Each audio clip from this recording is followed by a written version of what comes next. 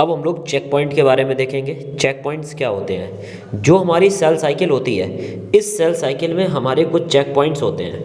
जैसे ये हमारी सेल साइकिल है, इस सेल साइकिल में कुछ चेक पॉइंट्स होते हैं जो हर जगह हर फेज पर चेक करते हैं कि क्या जीवन में जो चीज़ की सिंथेसिस होने वाली थी वो हुई है या नहीं हुई है। हमारे अगर देखें तो 3 टाइप के चेक पॉइंट होते हैं। जीवन चेक पॉइंट जो जीवन फेस और एस फेस के बीच में होता है। दूसरा होता है G2 चेक पॉइंट जो G2 और M फेस के बीच में होता है। एक होता है M चेक पॉइंट जो किसके बीच में होता है? मेटाफेस और एनाफेस के बीच में होता है। तो हमने देखा कुछ चेक पॉइंट्स होते हैं जो सेल साइकिल में चलने वाली हर एक एक्टिविटी को देखते हैं। अगर सारी एक्टिविटी सही से हो रही होंगी तो सेल साइकिल आगे चलेगी, वरना अन्यथा नहीं चलती है। सबसे पहले देखते हैं जो सेल साइकिल है वो कंट्रोल्ड होती है, हर जगह पर कंट्रोल होती है किसके द्वारा? चेक पॉइंट के द्वारा। चेक पॉइंट में 2 प्रोसेस होती हैं। अगर सब कुछ सही चल रहा होगा तो ब्रेक नहीं लगेगी। अगर नहीं सही तरीके से सेल के अंदर एक्टिविटी हुई है तो ब्रेक लगेगी। और दूसरा होता है signal point. Signal point feedback का काम करता है, मींस इनिशिएशन का काम करता है कि अगर सब कुछ ठीक है तो जीवन से आप एस फेज में जा सकते हो। तो सेल साइकिल के अंदर चेक पॉइंट्स दो फंक्शन करते हैं, या तो ब्रेक लगाएंगे अगर सही एक्टिविटी नहीं हुई है, नहीं तो सिग्नल पॉइंट की तरह बिहेव करेंगे, मींस फीडबैक सिग्नल देंगे जो आगे की प्रोसेस को स्टार्ट करने का काम करता है। चेक पॉइंट पे 2 तरह की प्रोटीन पाई जाती हैं। दोनों टाइप की प्रोटीन्स को हम लोग बोलते हैं रेगुलेटरी प्रोटीन। क्या बोलते हैं? रेगुलेटरी प्रोटीन्स बोलते हैं। एक होती है हमारी CDKS होती है, जिसको बोलते हैं साइक्लिन डिपेंडेंट काइनेज बोलते हैं। CDKS साइक्लिन डिपेंडेंट काइनेज बोलते हैं। और दूसरी जो हमारी होती है इसको बोलते हैं साइक्लिन। अगर देखें तो साइक्लिन जो प्रोटीन होती है ये रेगुलेशन का काम करती है, मींस सेल डिवीज़न को स्टार्ट करेगी। सेल डिवीज़न स्टार्ट हो गई, जीवन फेज हो गई, लेकिन अगर सारी एक्टिविटी सही नहीं हो रही है, अगर सही हुई है तो सेल जीवन से कहाँ पर मूव हो जाएगी? एस फेज में जाएगी। अब सबसे पहले हम लोग पहला चेक पॉइंट देखते हैं। पहला चेक पॉइंट जो होता है वो हमारा जीवन चेक पॉइंट होता है। मींस यहाँ पर जो चेक पॉइंट हमारा जीवन और एस फेज के बीच में होता है उसको जीवन चेक पॉइंट बोला गया। ये वाला हमारा जीवन चेक पॉइंट है। यहाँ पर सबसे पहले देखा जाता है कहीं DNA तो डैमेज नहीं है। रीज़न यहाँ पर DNA डैमेज का इसलिए चेक करना होता है क्योंकि एस फेज में आखिर होता क्या है? DNA का ही तो रेप्लिकेशन होता है, और DNA अगर गलत होगा, DNA में कोई प्रॉब्लम होगी और रेप्लिकेट होकर वो प्रॉब्लम डबल हो जाएगी, जिससे किसको नुकसान होगा? ह्यूमन को नुकसान होगा। जिस कारण से यहाँ पर सबसे पहले DNA डैमेज की चेक होता है। उसके बाद सही सारे प्रोटीन्स बने हैं, सारे एंजाइम्स बने हैं, सारे ATPs का फॉर्मेशन हुआ है कि नहीं हुआ है, ये भी जीवन चेक पॉइंट पर चेक होता है। क्योंकि हम लोगों ने जो जीवन में देखा था, जो भी चीज़ों का सिंथेसिस हो रही है वो सारी हुई है या नहीं हुई है, यही चीज़ देखी जाती है। उसके बाद देखते हैं जीवन चेक पॉइंट एक्टिवेट होता है जब साइक्लिन और साइक्लिन डिपेंडेंट काइनेज दोनों टाइप के एंजाइम कोऑर्डिनेट होकर फंक्शन करने का काम करते हैं। तो सबसे पहले हमने ये देखा कि 3 तरीके के चेक पॉइंट है, जिनमें से पहला चेक पॉइंट जीवन होता है, DNA के डैमेज को देखता है, एंजाइम प्रोटीन और ATP का सिंथेसिस सही से हुआ है या नहीं हुआ ये देखता है। उसके बाद एक्टिवेट होता है चेक पॉइंट 2 एंजाइम्स की हेल्प से, एक हमारा होता है साइक्लिन और दूसरा होता है CDKS। उसके बाद नेक्स्ट चेक पॉइंट की अगर हम बात करें तो नेक्स्ट चेक पॉइंट हमारा होता है G2 चेक पॉइंट। हमने देखा था G2 चेक पॉइंट जो होता है ये हमारा कहाँ प्रेजेंट होता है? G2 और M फेस के बीच में प्रेजेंट होता है। G2 चेक पॉइंट में, अच्छा एक बात बताओ, जीवन के बाद में कौन सी फेज आती है? एस फेज आती है। एस फेज अगर आती है मींस एस फेज में क्या हुआ होगा? DNA रेप्लिकेशन हुआ होगा।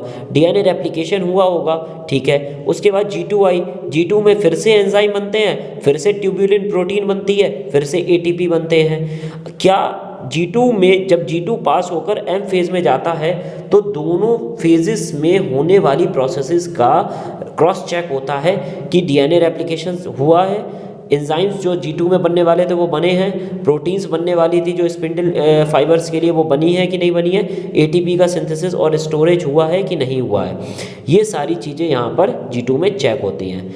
G2 में अगर देखा जाता है एक सबसे स्पेशल प्रोटीन होती है जिसको बोलते हैं ट्यूब्यूलिन। इसका भी चेक होता है क्योंकि बिना ट्यूब्यूलिन के स्पिंडल फाइबर्स का फॉर्मेशन नहीं किया जा सकता है।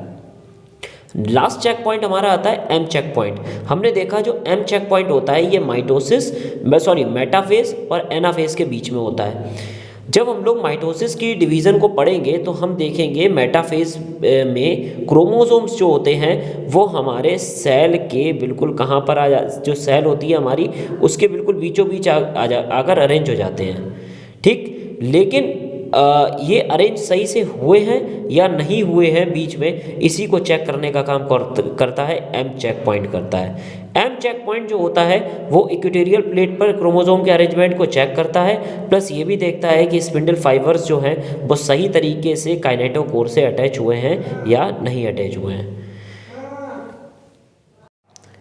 अब हम लोग बात करते हैं types of cell division. Types of cell division में देखें तो हम लोग 3 टाइप के डिवीजन्स को देखते हैं। पहला होता है एमाइटोसिस, दूसरा होता है माइटोसिस, थर्ड होता है मियोसिस। एमाइटोसिस का मतलब होता है डायरेक्ट डिवीज़न, मींस अगर कोई भी सेल है वो बिना किसी भी सिंथेसिस के अगर डायरेक्ट डिवाइड होती है तो ये हमारा क्या कहलाता है, एमाइटोसिस कहलाता है। यहाँ पर कोई भी स्पिंडल्स का फॉर्मेशन नहीं होता है, ना ही क्रोमैटिन मटेरियल्स का कंडेंसेशन होता है, ना ही न्यूक्लियर मेम्ब्रेन डिसअपीयर होती है। अब देखते हैं हम लोग एमाइटोसिस होता क्या। एमाइटोसिस को हमने क्या बोला था, डायरेक्ट डिवीज़न बोला था। डायरेक्ट डिवीज़न की अगर हम बात करें तो इसमें कैरियोकाइनेसिस होगी और क्या होगी, साइटोकाइनेसिस। कैरियोकाइनेसिस का मीन्स होता है यहाँ पर सबसे पहले क्या होगा, जो न्यूक्लियस होगा उसके अंदर कॉन्स्ट्रिक्शन आएगा, मतलब दबाव पड़ेगा कहाँ पर, सेंटर पे, जिससे वो कैसे हो जाएंगे, डंबल शेप्ड हो जाएंगे। डंबल शेप्ड होने के कारण न्यूक्लियस 2 इक्वल पार्ट में कैसा हो जाएगा, टूट जाएगा। तो सबसे पहले हम देखते हैं कि कैरियोकाइनेसिस कैसे होती है, जब न्यूक्लियस में क्या हो जाता है, कंस्ट्रिक्शन आने से 2 इक्वल पार्ट में टूट जाता है। जैसे ये देखिए, ये मैं बना रहा हूँ, इसको ध्यान से देखिएगा। जैसे ये सेल है, सेल के अंदर ये क्या है, न्यूक्लियस है। इस न्यूक्लियस के अंदर कंस्ट्रिक्शन हुआ, मीन्स इधर से प्रेशर पड़ा और इधर से प्रेशर पड़ा, जिस कारण से सेल के अंदर का जो न्यूक्लियस है ये कुछ इस शेप्ड में आ गया।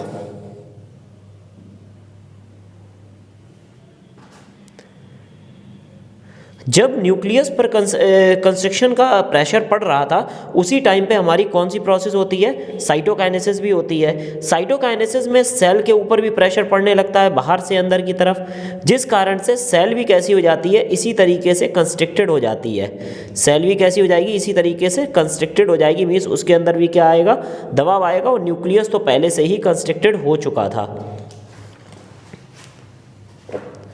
एक टाइम ऐसा आएगा यहीं से 2 सेल्स बन जाएंगी। एक सेल के अंदर ये वाला न्यूक्लियस पहुंच जाएगा, दूसरी सेल के अंदर ये वाला दूसरा वाला न्यूक्लियस पहुंच जाएगा। तो इस टाइप का डिवीज़न जो हमारा होता है ये हमारा एमाइटोटिक डिवीज़न होता है। यहाँ पर कोई भी स्पिंडल फॉर्मेशन नहीं होता है, ना ही क्रोमैटिन मटेरियल्स कंडेंस्ड होते हैं, ना ही न्यूक्लियर मेम्ब्रेन डिसअपीयर होती है। इस टाइप का डिवीज़न जो हमारा कहलाता है एमाइटोटिक डिवीज़न कहलाता है। अगर हम देखें एमाइटोसिस डिवीज़न की डिस्कवरी किसने करी थी, तो रॉबर्ट रैमेक 1885 में। रॉबर्ट रैमेक एक साइंटिस्ट थे जिन्होंने 1855 में इसकी डिस्कवरी करी थी, और इसको हम लोग क्या बोलते हैं, एमाइटोसिस बोलते हैं। कौन कौन से एनिमल्स में एमाइटोसिस टाइप का सेल डिवीज़न देखने को मिलता है, तो सबसे पहले बैक्टीरिया, साइनोबैक्टीरिया, एंडोस्पर्म की सेल्स जो होती हैं, उसके बाद डिजीज सेल्स या फिर ओल्ड सेल्स, इन सभी सेल्स में हम लोगों को कौन सा डिवीज़न देखने को मिलता है, एमाइटोसिस डिवीज़न देखने को मिलता है। अगर हम देखें तो इसके कुछ कमियां हैं। जब कभी भी कॉन्स्ट्रिक्शन होता है तो ज़रूरी नहीं है कॉन्स्ट्रिक्शन हमेशा न्यूक्लियस को 2 इक्वल हाफ में डिवाइड करे, इसीलिए अनइक्वल डिस्ट्रीब्यूशन हो जाता है किसका, क्रोमोसोम्स का, और क्रोमोसोम्स के अनइक्वल डिस्ट्रीब्यूशन के कारण एबनॉर्मलिटीज़ आ जाती है। ठीक है, तो ये हमारा कौन सा डिवीज़न हुआ है, माइटोटिक डिवीज़न हुआ है। अब हम लोग बात करेंगे फर्स्ट अपने सेल डिवीज़न की, कौन सा है हमारा, माइटोटिक डिवीज़न। माइटोटिक डिवीज़न की अगर हम बात करते हैं, ये 2 वर्ड से मिलकर बनता है। माइटो मतलब होता है थ्रेड, ओइसिस मतलब होता है स्टेट, मीन्स एक ऐसी डिवीज़न जिसमें थ्रेड लाइक स्टेज आती है, इसीलिए इस डिवीज़न को हम लोग क्या बोलते हैं, माइटोटिक या माइटोसिस डिवीज़न बोलते हैं। अगर हम देखें एनिमल्स और प्लांट दोनों केस में माइटोसिस डिवीज़न पाया जाता है। ये कुछ कैरेक्टरिस्टिक्स लिखी हैं कि एनिमल में होने वाला माइटोसिस कौन से टाइप का होता है। सबसे पहले तो एस्ट्रल होता है, मीन्स यहाँ पर एस्टर का फॉर्मेशन होगा।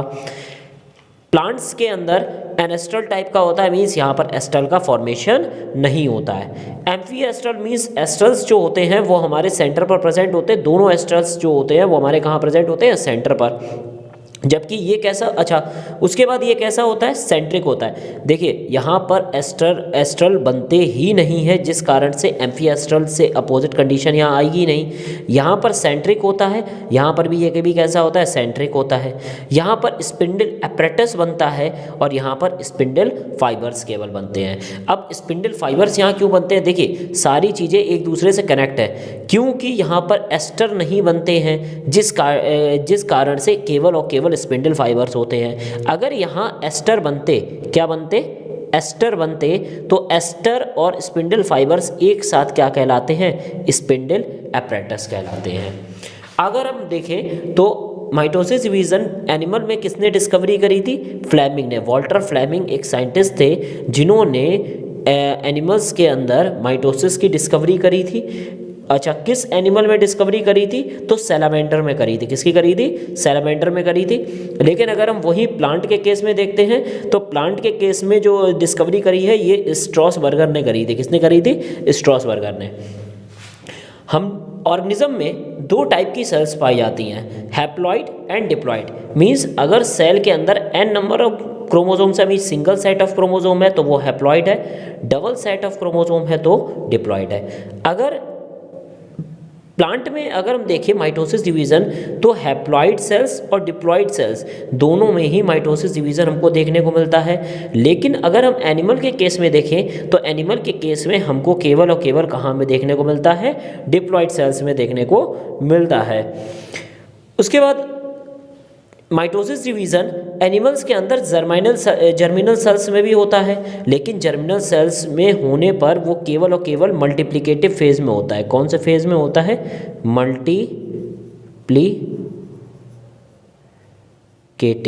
मल्टीप्लिकेटिव फेज में होता है। बेटा ऐसा होता है, जर्मिनल सेल्स जो होती हैं वो गैमेट्स का फॉर्मेशन करती हैं।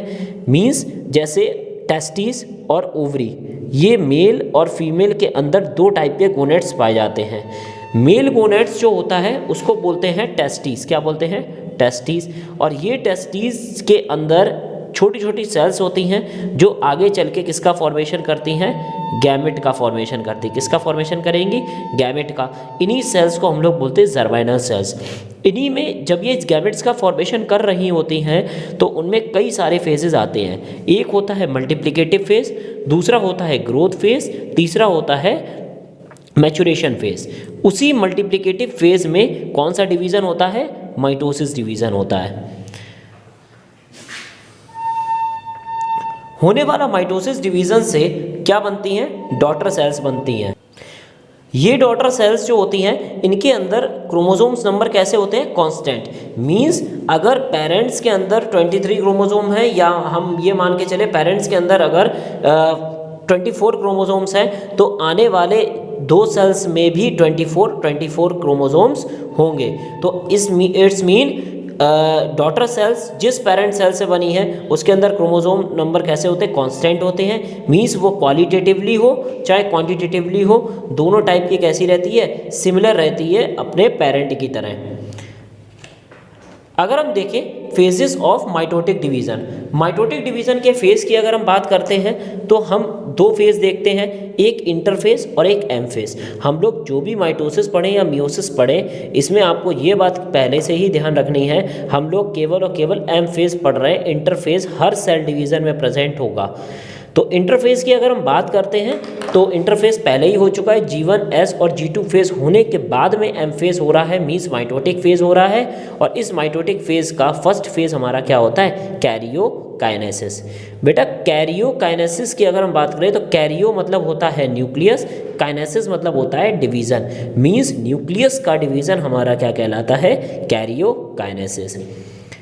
क्रोमोसोम्स की मॉर्फोलॉजी और क्रोमोसोम्स की पोजीशन के आधार पर कैरियोकाइनेसिस को हम लोगों ने 4 फेज में डिवाइड किया।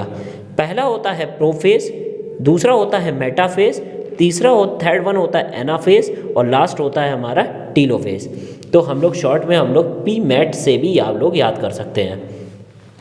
प्रोफेज का दूसरा नाम जो होता है, इस प्रोफेज का दूसरा नाम हम लोग बोलते हैं स्प्रीमी स्टेज। क्या बोलते हैं? स्प्रीमी स्टेज। तो प्रोफेज के दूसरे नाम को हम लोग बोलते हैं स्प्रीमी स्टेज। स्प्रीमी स्टेज जो होती है, या हम ये बोलते हैं प्रोफेज जो होती है, वो 3 पार्ट में डिवाइड करते हैं। एक अर्ली प्रोफेज होगा, एक मिड प्रोफेज होगा और एक हमारा लेट प्रोफेज होगा। अब हम लोग डायग्राम की हेल्प से देखेंगे कि अर्ली प्रोफेज में क्या होता है। सबसे पहले ये इंटरफेज है। हमने देखा था इंटरफेज में डीएनए का जो भी अमाउंट है वो डबल हो चुका है एस फेज में। किस में डबल हो चुका है? एस फेज में। अब हमारा अर्ली प्रोफेज आ चुका है। अर्ली प्रोफेज में हमने देखा कि जो डीएनए है वो कंडेंस्ड होना स्टार्ट हो चुका है। अर्ली प्रोफेज में डीएनए जो है वो कंडेंस्ड होना स्टार्ट हो चुका है। ये यहाँ पर एक सेंट्रियोल था और यहाँ पर सेंट्रियोल भी डिवाइड हो चुका होता है, क्योंकि हमने बताया था आपको G2 फेज में सेंट्रियोल 1 से 2 हो जाते हैं। तो G2 फेज हो चुका है, इसलिए सेंट्रियोल 1 से कितने हो गए हैं? 2 हो गए हैं। उसके बाद अब देखते हैं अर्ली प्रोफेज में। अब देखेंगे क्या सेंट्रियोल जो है वो पेयर का फॉर्मेशन करता है और सेंट्रियोल के बाहर क्या होता है? रेडिएटिंग आ जाती है। मींस यहाँ पर किसका फॉर्मेशन हो रहा है? एस्ट्रल रेस का। देखिए एस्ट्रल रेस क्या होती हैं? जैसे ये हमारा सेंट्रियोल है, इस सेंट्रियोल से कुछ इस तरीके की कुछ प्रोटीन रेज निकलती हैं। जैसे सन में हम लोग रेज बनाते हैं, ठीक उसी तरीके से कुछ इस तरीके का स्ट्रक्चर निकलता है। इसको हम लोग बोलते हैं माइक्रोट्यूब्यूल्स। क्या बोलते हैं? माइक्रोट्यूब्यूल्स। और इन दोनों सेंट्रियोल और माइक्रोट्यूब्यूल्स के स्ट्रक्चर को एक साथ बोला जाता है एस्टर। क्या बोलते हैं? एस्टर बोलते हैं। ठीक, अब देखते हैं हम लोग, जब ये एस्टर बन चुका होता है तो ये एक साइड दोनों मतलब एक पोल पर इधर साइड ये वाला चला जाएगा, इस पोल पर ये वाला इधर साइड आ जाएगा। Nuclear chromatin condensed. यहाँ पर क्रोमैटिन मटेरियल हल्का है, यहाँ पर देखिए डार्क है। मींस कहीं ना कहीं इंटरफेज से जब प्रोफेज में अर्ली प्रोफेज में आए तो जो अंदर का जो जेनेटिक मटेरियल है, जो न्यूक्लियर क्रोमैटिन है, वो कैसा हो गया? कंडेंस्ड होना स्टार्ट हो गया। और कंडेंस्ड होना जैसे ही स्टार्ट हुआ तो थिन थ्रेड लाइक स्ट्रक्चर बनने लगे, जिनको हम लोगों ने क्या बोला? क्रोमोसोम बोला। एक चीज़ आप ध्यान रखिएगा, जब क्रोमोसोम बनता है, जब क्रोमोसोम G1 फेज में होता है, अगर हम देखें तो वो कुछ इस तरीके का होता है। ये एक क्रोमोसोम है और एक क्रोमोसोम में एक ही क्या होते हैं? क्रोमैटिड होता है।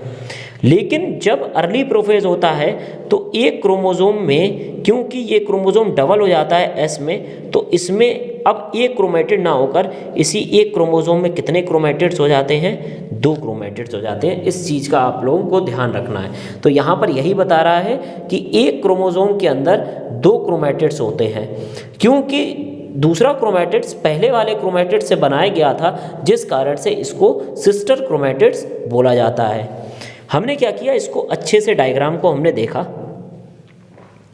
हमने देखा कि एक ये क्रोमैटिड है, दूसरा ये वाला क्रोमैटिड है। दोनों क्रोमैटिड एक डिस्क से बंधे हुए हैं। इस डिस्क को बोलते हैं सेंट्रोमियर। इस सेंट्रोमियर में एक 2 प्रोटीन लाइक डिस्क होती हैं। इन दोनों प्रोटीन्स को हम लोग बोलते हैं काइनेटोकोर।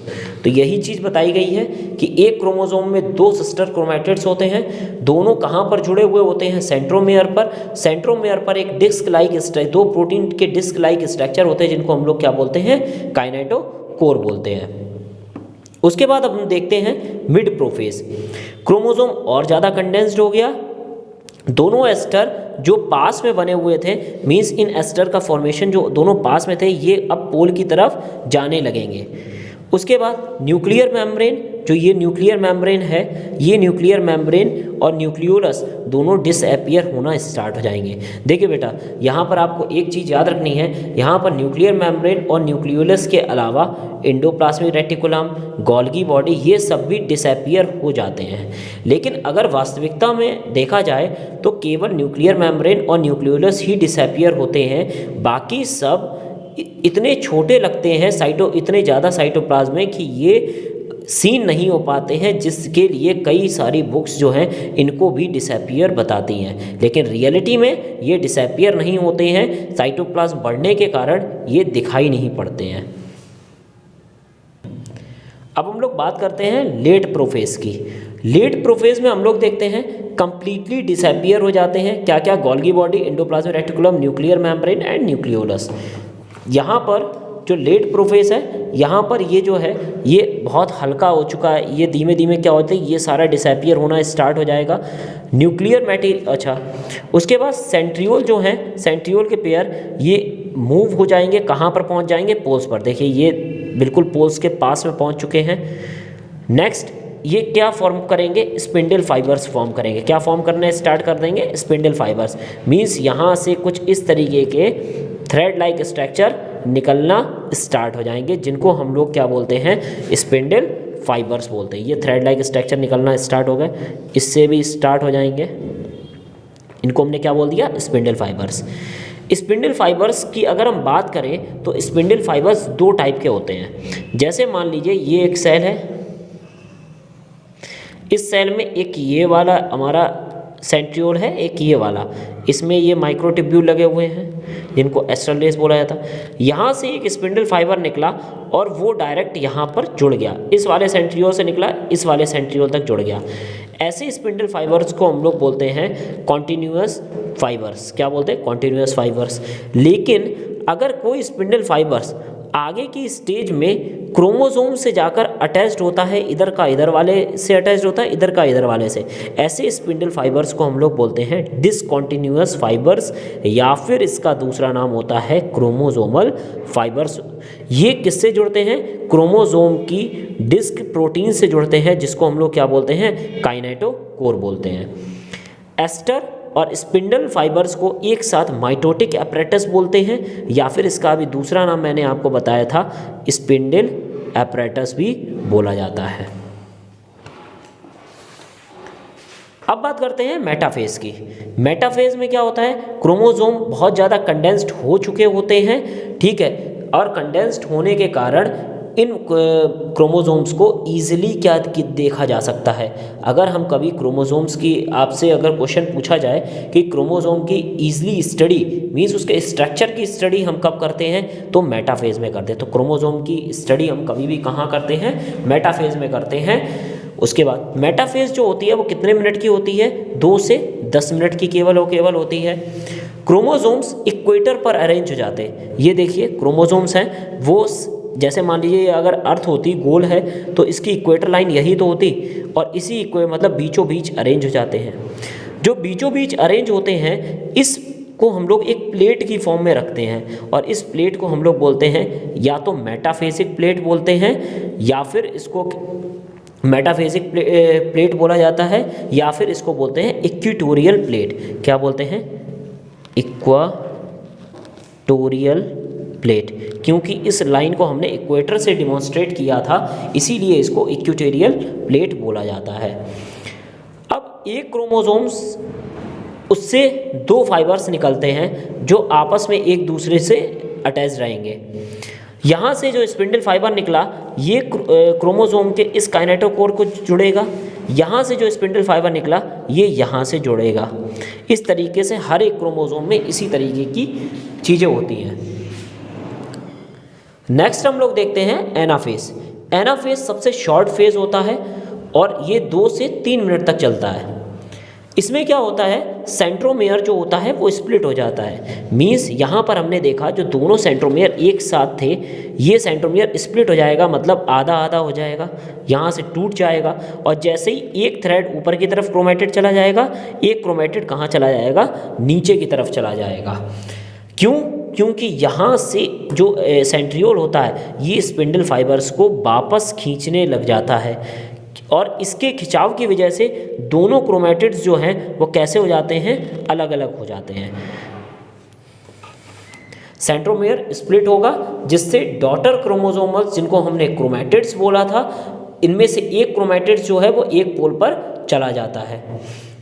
Interzonal fibres develop. देखिए यहाँ पर आपको रिप्रेजेंट नहीं किया गया है, लेकिन कुछ फाइबर्स इन दोनों के बीच में इस तरीके से बनने स्टार्ट हो जाते हैं, जिनको हम लोग बोलते हैं इंटरजोनल फाइबर्स बोलते हैं। और हर एक डॉटर क्रोमोसोम्स अपने अपने पोल तक पहुंच जाता है, मीन्स हर एक क्रोमेटिड अपने अपने पोल तक पहुंच जाता है। अब बात करते हैं टीलोफेज की। टीलोफेज का जो टाइम पीरियड होता है वो 1 आवर होता है। ये बिल्कुल प्रोफेज के अपोजिट होता है। हमको याद होना चाहिए प्रोफेज में जो चीज़ डिसअपियर हुई थी वही चीज़ वापस रीअपियर हो जाती है टीलोफेज में। क्यों हो जाती हैं? क्योंकि साइटोप्लाज्म सेल जो है वो कंस्ट्रक्ट होना स्टार्ट हो जाती है, जिस कारण से साइटोप्लाज्म जो है वो आधा आधा डिस्ट्रीब्यूट होना चालू हो जाता है। ठीक है, ऐसा नहीं है कि हमने ये बोला साइटोकाइनेसिस स्टार्ट हुई, लेकिन प्रोसेस कंस्ट्रक्शन की स्टार्ट होनी चालू हो जाती है। उसके बाद देखते हैं क्रोमोसोम्स जो हैं वो पहले कंडेंस्ड हुए थे, अब क्या होंगे? डीकंडेंस, मीन्स ओपन होना स्टार्ट हो जाएंगे। एस्ट्रल रेस, स्पिंडल फाइबर्स, ये क्या होंगे? साइटोप्लाज्म द्वारा एब्जॉर्व कर लिए जाएंगे। तो ये सबसे पहले आपने देखा यहाँ पर ये अपने पोल पर पहुंच जाएंगे, तुरंत ही क्या बन जाएगा? इनके चारों तरफ न्यूक्लियर मेम्ब्रेन, अलग अलग क्रोमेटिड्स के अलग अलग न्यूक्लियर मेम्ब्रेन उसको क्या कर लेगी? कवर कर लेगी। उधर से कंस्ट्रक्शन यहाँ से स्टार्ट हो जाएगा और साइटोकाइनेसिस की प्रोसेस भी स्टार्ट हो जाएगी। साइटोकाइनेसिस की प्रोसेस जो है वो वाइटमैन में दी थी, वाइटमैन ने इसके बारे में बताया था। एनिमल सेल्स में और प्लांट सेल्स में डिफरेंट टाइप की होती है।